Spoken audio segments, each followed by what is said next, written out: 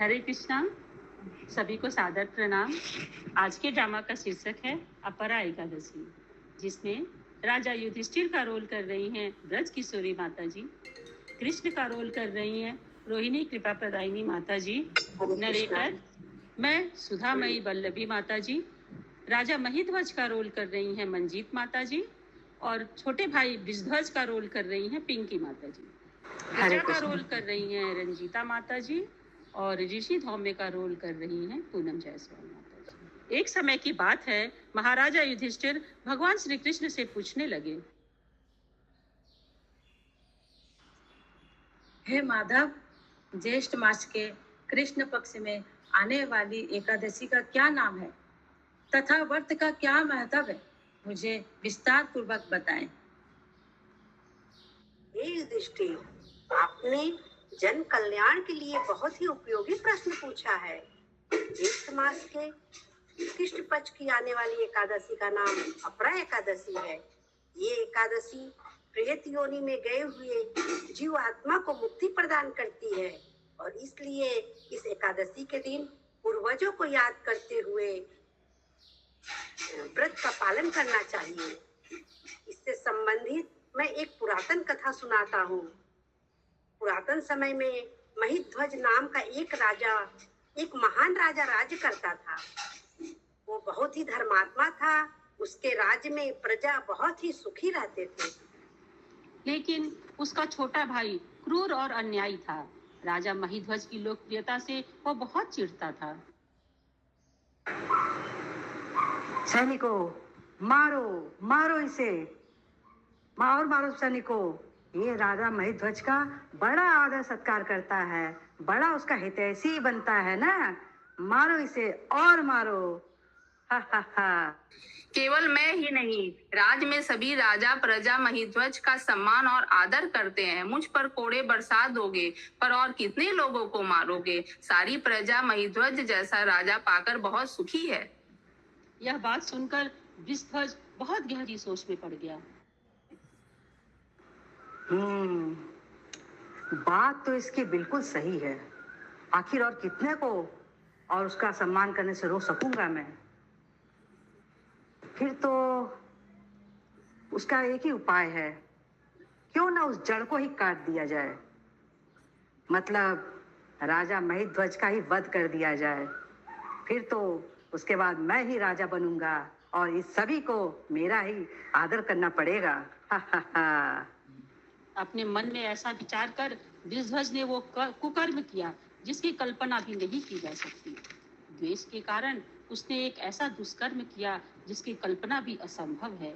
एक दिन रात्रि के समय वह महल में गया और अपने भाई महिध्वज की हत्या कर दी और उसके शव को बेरहमी से एक पीपल के वृक्ष के नीचे गाड़ दिया। इस प्रकार राजा महिध्वज की अकाल मृत्यु होने के कारण राजा को प्रेत योनि प्राप्त हुई और उसी पेड़ पर रहते हुए वह आने जाने वाले लोगों को परेशान करने लगा, इधर उधर भटकने लगा। एक दिन महर्षि धौम्य चलते चलते थक गए और वो थोड़ा विश्राम करने के लिए उसी पीपल के वृक्ष के नीचे बैठ गए। लेकिन कुछ ही देर में उन्हें वहां एक प्रेत के होने का आभास हुआ। मुझे ऐसा क्यों लग रहा है जैसे यहाँ कोई प्रेत है? ऋषि ने अपनी आंखें बंद की और उस प्रेत के साथ घटी सारी घटना जान ली। अब ऋषि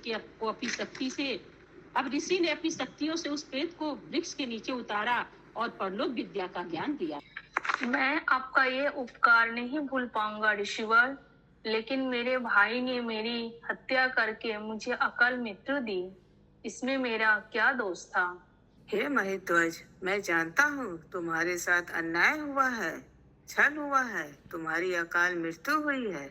लेकिन अब ये संसार में तुम्हारा स्थान नहीं है, तुम्हारा स्थान परलोक में है। तुम्हें वहीं जाना होगा और तुम्हें मुक्ति दिलाने में मैं तुम्हारी सहायता करूंगा। आपका बहुत बहुत धन्यवाद ऋषिवर। उसके कर्मों की सजा उसे अवश्य मिलेगी। जिस मनुष्य के किए गए कर्म से यही नहीं बल्कि मृत्यु के बाद भी भुगतने पड़ते हैं, उसे उसके दंड परमात्मा अवश्य देंगे। फिर उस ऋषि ने प्रेत को मुक्ति दिलाने के लिए अपरा एकादशी का अनुष्ठान किया। आपका बहुत बहुत धन्यवाद ऋषिवर।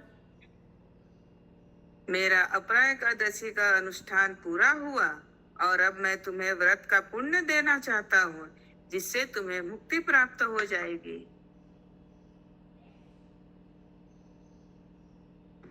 और फिर ऋषि ने अपरा एकादशी का पुण्य फल उस राजा को प्रदान कर दिया। इस पुण्य फल को प्राप्त करते ही राजा महिध्वज की प्रेत योनि से मुक्ति हो गई। फिर एक दिव्य विमान में सवार होकर राजा वहां से प्रस्थान हो गए। इस प्रकार ये अपरा एकादशी प्रेत योनि से मुक्त कराने वाली भी है। हे दृष्टि, जो भी व्यक्ति इस अपरा एकादशी का श्रद्धा पूर्वक और निष्ठा से पालन करता है, वो असीमित पुण्य अर्जित करता है। यह एकादशी ब्रह्म हत्या, गुण हत्या, धन संचय के लिए शास्त्रों का अध्ययन, गुरु निंदा आदि महापापों से मुक्ति प्रदान करती है।